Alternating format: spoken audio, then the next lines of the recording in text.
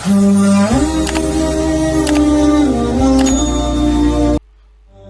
کسی کے پیچھے نماز نہیں پڑھتے تھے جلدی سے،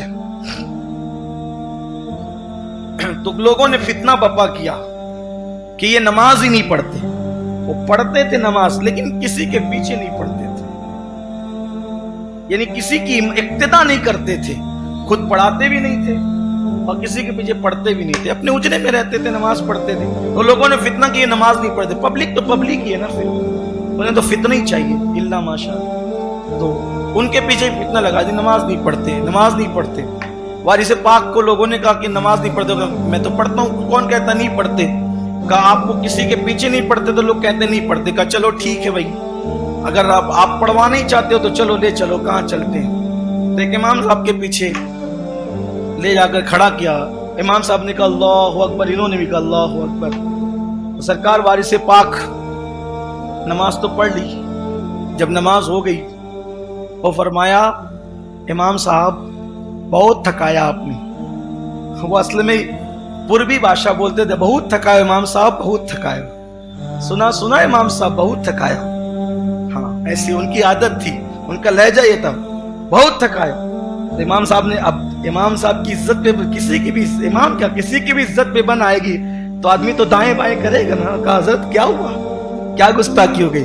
کہا امام صاحب میں بوڑھا آدمی، نماز میں اللہ اکبر کا آپ کے پیچھے ہو گیا، اب جدھر امام ادھر مقتدی، تو آپ تو پہلے چلے گئے سیدھا کرانہ دکان والے کے پاس، آپ کے پیچھے پیچھے مجھے بھی جانا پڑا، پھر آپ جو وہ گھوڑے کو چارہ لانے کے لیے چلے گئے تو پھر آپ کے پیچھے پیچھے مجھے بھی جانا پڑا، پھر آپ دودھ لانے بھی گئے تو مجھے پھر آپ کے پیچھے۔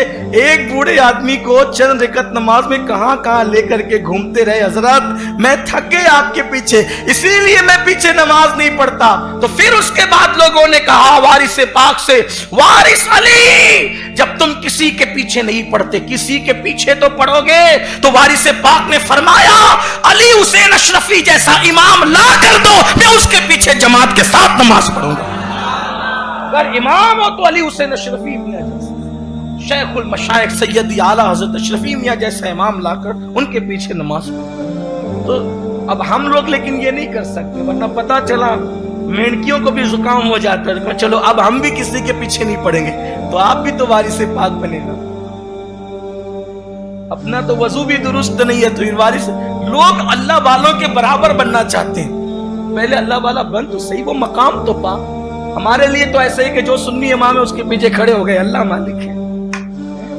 ایک بار مجھے کسی نے کہا کہ بھئی وہ فلاں کے پیچھے نہیں پڑے آپ، وہ فلاں ایسا کرتا ہے، تو میں نے کہا دیکھو ایسا ہے، اگر سنی سے العقیدہ ہے میں اس کے پیچھے کھڑے ہو جاتا ہوں یہ سوچ کر کہ اس سے زیادہ گنہگار میں ہوں، جب یہ مجھ سے بہتر ہے تو میرا امام ہو سکتا ہے، اور کائنات کا ہر سنی مجھ سے بہتر ہے تو اس لیے میں اس کے پیچھے کھڑا ہو جاتا ہوں، میں یہ تفریق نہیں کرتا، بس شرط ہے کہ وہ سنی سے العقیدہ ہونا چاہیے، باقی کے معاملات اللہ پہ چھوڑ دو۔ تو وارث پاک نہ بنے آپ، یعنی کردار میں بنے، کیریکٹر میں بنے، اس معاملے میں آپ نہ بنے، ورنہ کچھ لوگ ایسے بھی ہوتے ہیں فجر میں خود پڑے رہیں گے اور وہ کہیں گے اس کے پیچھے نہیں ہوتی ہماری اور اس کے پیچھے نہیں ہوتی۔